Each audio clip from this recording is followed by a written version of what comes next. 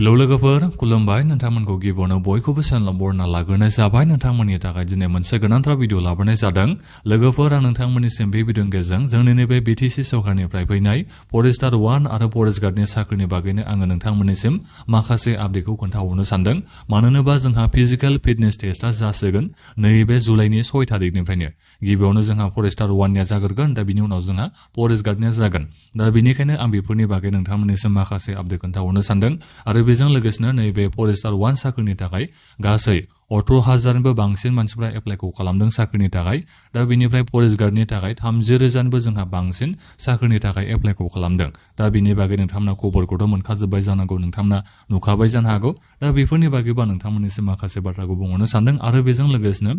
जोंहा नैबे physical fitness टेस्टआव नोंथांमोननिसिम गिबियावनो नोंनि बे हाइटखौ सुनाय जागोन गोजौखौ सुनाय जागोन चेस्टखौ सुनाय जागोन दा बेफोरनि बागैबा नोंथांमोननिसिम माखासे आपडेट खोन्थाहरगोन आरो बेजों लोगोसेनो नोंथांमोना मा डकुमेन्ट्सखौ लानानै थांनो नांगोन आं बेखौबो खोन्थाहरनो सानदों मानो होनोबा नोंथांमोना सोरबा सिदायैनो बेगखौ लाना थांजोबगोन मा डकुमेन्ट्स दं बेखौ नोंथांमोना लाना थांजोबो दा बेहाय एसे जोंहा जाल्ला जायो डकुमेन्ट्सफोरखौ बबेबा दाबसे जायगायाव बिदि जयै लांनायाबो एसे जोंहा जाल्ला जायो नोंथांमोना बेखौथ' बयबो मिथिखागौ दा बेनिखायनो मा डकुमेन्ट्स नोंथांमोना लाना थांनो नांगौ आं बेखौबो बे भिडिअनि गेजेरजों खोन्थाहरनो सानदों दा बेनिफ्राय आंनि नोंथांमोननिसिम दानिया मोनसे खावलायनायबो थाग्रोबाय गिबियावनो गासिबो नोंथांमोना चेनेलखौ साबस्क्राइब खालामनानै लाग्रोलायनानै जाहाथे नोंथांमोना बेबादिनो साख्रिफोरनि आपडेटखौ बे चेनेलनि गेजेरजों मोनबाय थानो हायो दा गिबियावनोथ' नोंथांमोना जायफोर माने नैबे फिजिकेल फिटनेस टेस्टखौ होनो नागिरदों दा निस्सय नोंथांमोना एसे प्रेक्टिसथ' खालामदों जानो हागौ प्रेक्टिस खालामनाया जोबोद गोनांथार नोंथांमोना सोरबा सानदोंसो खोमा जेनेबा थाबायनायसो जागोन दा बेहायलाय मा एसेबां टेनसन लानो बेबादि सोरबा सानलायनोबो हागौ खोमा नोंथांमोना थाबायनानै बेखौ कमप्लिट खालामनो हाखाया बेखौथ' नोंथांमोना गिबियावनो मिथिना लाखाबानो जाबाय नोंथाङा ससेखौ थाबायबानो जाबाय बिनिफ्राय ससे खारनोबो नांगोन अब्लासो नोंथांमोना बेखौ कमप्लिट खालामनो हागोन ओरैनो थाबायनाय गोजायै बेखौ कमप्लिट खालामनो हागोना बेयो माने सम्भब नङा दा बेखौ गिबियावनो मिथिना लाग्रोखाबानो जाबाय दा बेनिखायनो एसेसो नोंथांमोना लामाफ्राव एसे माने प्रेक्टिसखौ खालामखाबाय थाबानो जाबाय नङाबा प्रेक्टिस खालामाबा हले नोंनिया ओरैबायदि खस्थ' मोनगोनखौ नोङो आसाखौ लाखाबानो जाबाय नोंनि बे जुथा गानबाबो नोंनि बे जुथाया खामसिलांजोबगोन बेखौ हले नोंथांमोना सानना लाखा जुदि सान्दुं गोसा जायोबा हले आरो जारलासिन जाबावगोन दा बिनिफ्राय जुथाया गोजायो आरो नोङो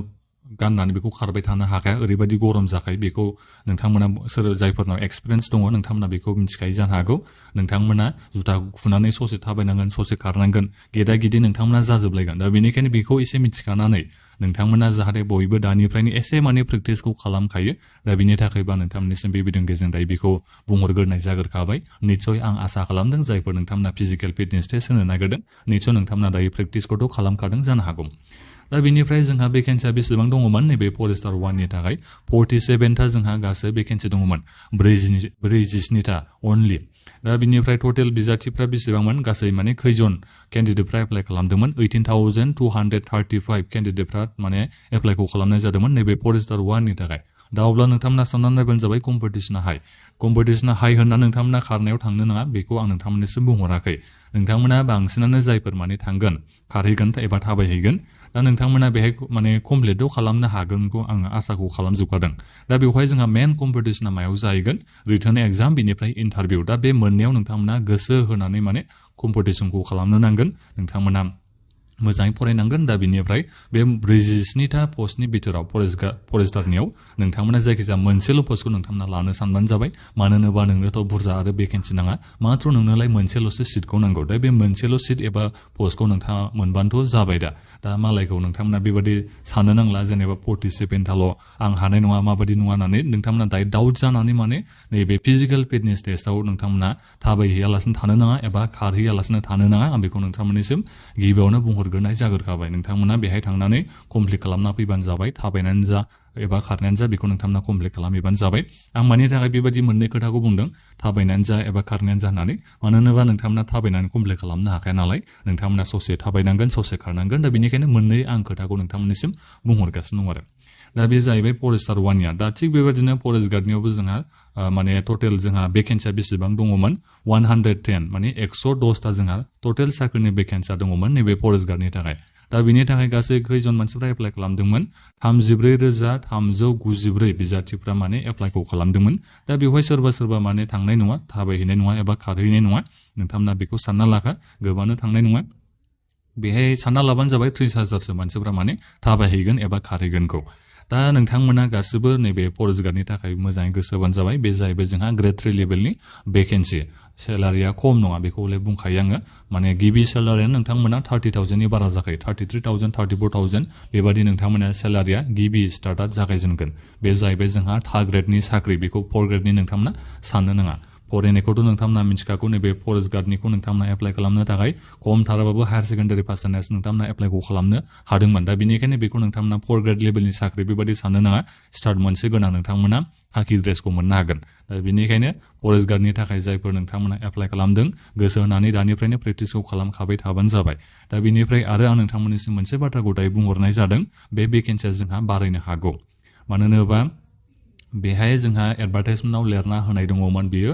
बोरैबा जायोबा साख्रिनि भेकेन्सि माने बारायगोन नङाबा खमायगोन बेबायदि जोंहा लिरना होनाय दङ एडभार्टाइजमेन्टआव, साख्रिनि एडभार्टाइजमेन्टआव। दा ओरैनोथ' साख्रिनि भेकेन्सिया बेबायदि खमायफेरखाया, बारायोसो। दा बेनिखायनो बारायोबा जोबोद मोजां जागोन आरो बारायगोनखौनो नोंथांमोना आसाखौ लाबानो जाबाय। टटेल साख्रिनि भेकेन्सिया फरेस्टार 1 आरो फरेस्ट गार्डनिखौ दाजाबबा 157 जोंहा टटेल साख्रिनि भेकेन्सिया जायो। दा बेखौ नोंथांमोना एसे आसाखौ लानो हागोन बारायनानै 250 200 बेबादि भेकेन्सिया जाहैगोन टटेल भेकेन्सिया। बेखौ नोंथांमोना आसाखौ लानो हागोन आरो आंबो बेखौनो BTC सरकारनिसिम खावलायो। दा जोंनि नैबे BTC आवबो आनएमप्लयमेन्ट रेटआ बांनायनिफ्राय बांगासिनो दङ। दा इसेबां बेबादि 157थाल' साख्रिनि भेकेन्सिया जोबोद बेहाय खम जायो होननानै आं बेखौ सानो। दा बेनिखायनो जुदि BTC सरकारा एसे माने गोसोआव नांदोंबा एबा माने गोसोआव नांदोंबा माने एसे आन्दाज मोनदोंबा हमनो हादोंबा बेसेबांसो बिजाथिफ्रा एप्लाइ खालामदों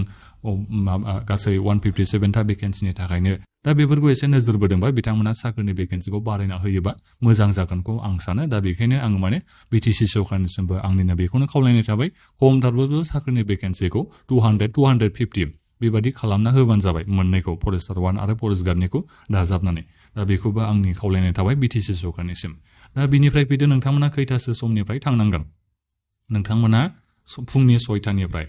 9टानि गेजेराव नोंथांमोना जायखिजाया रिपर्टिंखौ हैनो नांगौ। रिपर्टिं हैनो नांगौ माने नोंथांमोना बे फिजिकेल लानाय जायगायाव नोंथांमोना सहैनो नांगौ। दा नोंथांमोना 9टानिल' बारा जानो मोननाय नङा। दा नोंथांमोना बेबादि खालामनो नाङा। 6टा होनदों नालाय एखे 6टायावनो लोगो लोगो थांथारनांगौ बेबो नङा बाथ्राया। माने 6टानिफ्राय फुंनि 6टानिफ्रायसो जोंहा रिपर्टिंआ जागोन। बे फिजिकेल सेन्टाराव नोंथांमोना सहैनांगौआ 6टानिफ्राय जागायजेनगोन, बिनिफ्राय 9टासिम थागोन। 9टानि उनावसो जोंहा बे गेटआ बन्द जागोन। दा बे सहैखांजोबनायनि उनाव नोंथांमोना फुंनि 9टानि बिथोराव जायखिजाया बे फिजिकेल सेन्टाराव सहैखांनायनि उनाव नोंथांमोननिसिम माखौ लानाय जागोन, गिबियावनो नोंनि बे हाइटखौ सुनाय जागोन, गोजौखौ नोंथांमोननिखौ सुनाय जागोन। दा आं बे गोजौनि माबाखौबो खोन्थाहरखानोसै नोंथांमोननिसिम। हौवासाफोरनिया खमथारबाबो बेसेबां गोजौ जानांगोन आं बेखौ खोन्थाहरनो सानदों। बेहाय जोंहा जेनेरेल केटेगरि ST फोरनि थाखाय बेलेग केटेगरि होनाय दङ। आं बे ST-निखौनो खोन्थाहरनोसै। ST-निया जों माने बर'फ्राथ' ST-आव गोलैबाय नालाय, दा बेनिखायनो खमथारबाबो 153 सेन्टिमिटार नोंनि बे गोजौआ हाइटआ जानांगोन। हौवासाफोरनि बेलायाव हौवासाफोरनिया खमथारबाबो बेसेबां जानांगोन नोंथांनि बे हाइटआ एबा गोजौआ 153 सेन्टिमिटार। दा बेनिफ्राय हिन्जावसाफोरनिया बेसेबां जानांगोन गोजौआ, ST-फोरनिया, जों बर'फ्रा ST नालाय, दा बेनिखायनो हिन्जावसाफोरनिया 145 सेन्टिमिटार खमथारबाबो नोंनि बे हाइटआ जानो नांगोन। बेखौ नोंथांमोना मिथिना लाबानो जाबाय नैबे फरेस्टार 1 आरो फरेस्ट गार्डनि थाखाय, मोननैबो माबानि थाखाय, भेकेन्सिनि थाखाय। दा बेनिफ्राय हौवासाफोरनि थाखाय जोंहा चेस्ट दङ। चेस्टआ नोंनिया बेसेबां जानाय जानांगोन ना, माबानिया नर्मेला बेसेबां जानांगोन ना, नर्मेल साइजआ 79 सेन्टिमिटार। नर्मेल साइजआ नोंनिया 79 सेन्टिमिटार जानाय जानांगोन। बेनिफ्राय एक्सपान्डेडआ बेसेबां जानाय जानांगोन ना, 84 सेन्टिमिटार जानाय जानांगोन। दा बेफोरखौबो नोंथांमोना एसे पुसआप माबा माबि खालामनानै एसे नायनानै लाखाबानो जाबाय। नोंथांमोना सुनानै लाखाबानो जाबाय टेपफोरजों, अब्ला नोंथांमोना एसेबाबो आन्दाज मोनगोन। दा बेफोरखौबो एसे प्रेक्टिस खालामनानै नोंथांमोना एसेबाबो बारायहोनो हायो, आं बेखौथ' मिथिखागौ। दा बेनिखायनो नोंथांमोना बेखौबो गिबियावनो मावग्रोनांगोन। गिबियावनो रिपर्टिं जासिगोन। रिपर्टिं उनाव नोंथांमोना गासिबो हाबजोबखांनायनि उनाव नोंनि बे माबाखौ हाइटखौ सुनाय जासिगोन। बिनि उनाव नोंनि बे माबाखौ चेस्टखौ सुनाय जागोन। जायखिजाया बे मोननैखौ माने सुखांनायनि उनावसो नोंथांमोनखौ खारनायनि थाखाय एबा थाबायनायनि थाखाय लाइनाव नोंथांमोनखौ थानो होगोन आरो। दा बेखौ नोंथांमोना मिथिना लाबानो जाबाय। दा बेनिखायनो बेहाय एसे जोंहा समाथ' थागोन, अब्लाबो केन्डिडेटफ्रा एसेबां बुरजा जानाय नङा। मोनसे डेटआव बेबायदिनो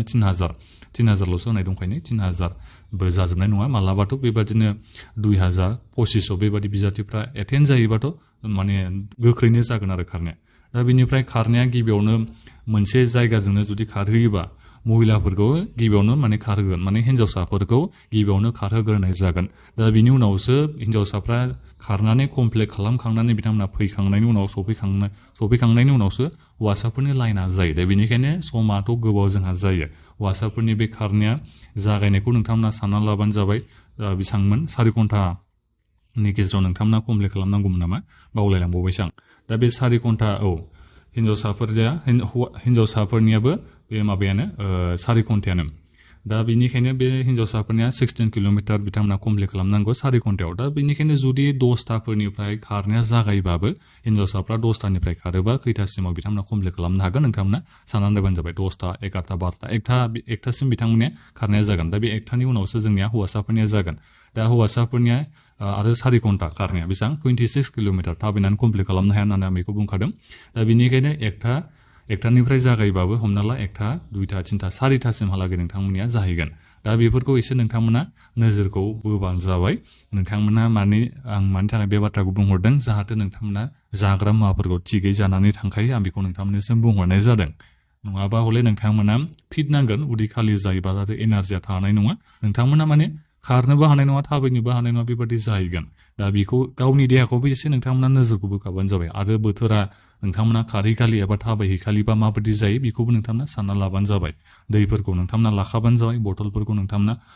ओरैनोथ' दैफोरखौ मोनो टेनसन लानो नाङा अब्लाबो फैसा नोंथांमोना एसे लायोबा मोजां जागोन बहाबा माबाफ्राव फेनफ्राव थेबनानै नोंथांमोना जुदि फैसाफोर लायोबा फैसा बिलाइफोर अब्ला नोंथांमोना लामा ससे माबाफोर थान्दाफोर लोंनानै माबाफोर मोनसे जालांनो नोंथांमोना हागोन आरो आं बेखौ नोंथांमोननिसिम मोनसे माने एडभाइसबो होनाय जाबाय बेखौ आंनि मोनसे टिप्सबो जाहैबाय बेयो दा बेखौ नोंथांमोना बयबो मिथिना लाबानो जाबाय दा बेनिफ्राय खारनायखौथ' आं नोंथांमोननिसिम बुंहरखादों दाख्लैबो आं नोंथांमोननिसिम बुंहरनाय जादोंमोन नोंथांमोना माने रड स्पिडै बेबायदि खारलाबायनो नाङा जायखिजाया कमप्लिटल'सो खालामनो नांगौ बेहाय जेबो मार्क गैया क्वालिफाइं नेचार बेयो दा बेनिखायनो बेहाय नोंथांमोना एसेबां हांगादरा माने गरमा खारलाबायनानै कमप्लिट खालामदो बेखौ नोंथांमोना नाजाना आरामै इजियै टाइमखौ नायै नोंथांमोना कमप्लिट खालामनो नाजाबानो जाबाय जायखिजाया क्वालिफाइल' नोंथांमोना खालामथारबानो जाबाय अब्लानो नोंथांमोना रिटार्न एग्जामाव जनो मोनगोन दा बिनिफ्राय मा डकुमेन्ट्स नोंथांमोना लांनो नांगोन गिबियावनोथ' एडमिट कार्ड बेखौ नोंथांमोना प्रिन्ट आउट खालामना लाना थांनांगोन दा बिनिफ्राय बेहाय जेबो इडुकेसनेल सार्टिफिकेट बेबादि जोंहा इन्सट्राक्सनाव होनाय गैया एडमिट कार्डआव माथ्र नोंथांमोना नोंनि बे एडमिट कार्डखौ लानायजों लोगोसेनो मोनसे भेलिड आइडेन्टिटि प्रुफखौ नोंथांमोना लाना थांनांगोन जेरै आं थांनाय बोसोराव जेब्ला फरेस्टार 1 आरो फरेस्ट गार्डनियाव थांदोंमोन दा बेवहाय आङो माबाखौ लाना थांनाय जादोंमोन भटार कार्डखौ आं लाना थांनाय जादोंमोन दा जिखियानो जाया नोंथांमोना माखौ लाना थाङो एडमिट कार्डजों लोगोसे जायखिजाया अरिजिनेल बिनिफ्राय जेरक्स मोनसे लाफाबानो जाबाय एडमिट कार्ड बिनिफ्राय नोंनि आइडेन्टिटि प्रुफ जायखिजाया मोनसे भटार कार्डआनो जा आधार कार्डआनो जा दा नोंथांमोना माखौ लाङो नोंथांमोननि सायाव जाहैबाय सोरबा सोरबा मोननैबो लाङो जायखिजाया नोंथांमोना मोननै लाङो ना मोनसे लाङो ना खैथा लाङो नोंथांमोननि सायाव जाहैबाय बे ना पान कार्ड लाङो नोंथांमोननि सायाव जाहैबाय बे दा जायखिजाया बेखिनि डकुमेन्ट्सखौ नोंथांमोना लानानै थांबानो जाबाय जुथाफोरखौ मोजाङै नोंथांमोना गानना थांबानो जाबाय दा बिनिफ्राय बेगफोर जुदि लाङोबा गावनि रिक्सआव नोंथांमोना लाना थांनांगोन मानो होनबा सोरबा मानसिफोर नायग्रा थायोबा जोबोद मोजांनि बाथ्रा जागोन जुदि सोरबाफोर नोंथांमोननि लोगोआव थांफायोबा आरोबा नोंथांमोना गावनि रिक्सआवसो दोननांगौ जाहैगोन उनाव बेगफोरखौ दा बेनिखायनो नोंथांमोना जुदि रुमफ्रावनो गालाङोबा मोजां जागोन आं बेखौनो नोंथांमोननिसिम बे भिडिअनि गेजेरजों बुंखानाय जाबाय थांनाय बोसोराव जाबादि एक्सपिरियेन्स मोन्दोंमोन दा बेखौनो आं नोंथांमोननिसिम बे भिडिअनि गेजेरजों खोन्थाहरनो सानदों जाहाथे नोंथांमोना रावबो माने एसेबां खस्थ' मोनद्राया इजि जायो बिनि थाखायनो आं बेखौ बुंहरनाय जाबाय आरो दा जायखिजाया नोंथांमोना बेहाय साननियाथ' जाहैखागोन थांखालि उदालगुरिनिया नोंथांमोननिया साननियाथ' जाहैखागोन थांबाय नोंथांमोना सानसे हरसे थाहैबाय रुमाव थाहैबाय बिनि उनाव नोंथांमोना नेक्स्ट दिना खारबाय बिनि उनावथ' हास्लाबखाला नोंथांमोना फैनो बिनि उनाव नेक्स्ट दिना नोंथांमोना फैनांगोन आरो साननियानो जाहैबाय होननानै बेखौ बुंनो नांगोन दा बेखौ आं नोंथांमोननिसिम बे भिडिअनि गेजेरजों दायो बुंहरबाय निस्सय दायो नोंथांमोना गासिबो खोथाखौनो मिथिनानै मोनजोब्बाय जानो हागौ नोंथांमोना पुरा माने दायो एक्सारसाइसखौ खालामबाय थाबानो जाबाय माने रानिंखौ नोंथांमोना खालामबाय थाबानो जाबाय नङाबा हले नोंथांमोना खारनानै फोजोबखांनायनि उनाव गेदा गिदि गासिबो जाजोबगोन बेखौलाय आं नोंथांमोननिसिम बुंहरखायो आरो दा बेखिनियानोमोन आरो 26 किल'मिटारखौ नोंथांमोना बिराद माने खम डिसटेन्स गोलाव बेखौ नोंथांमोना सानोना ओरैबायदि माने गोलाव मोनखायो दा बेखौ जायफोर एक्सपिरियेन्स लाफेराखै नोंथांमोननिसिम आं बेखौ खोन्थाहरनाय जाबाय आरो दा बेखिनियानोमोन गोजोन्थों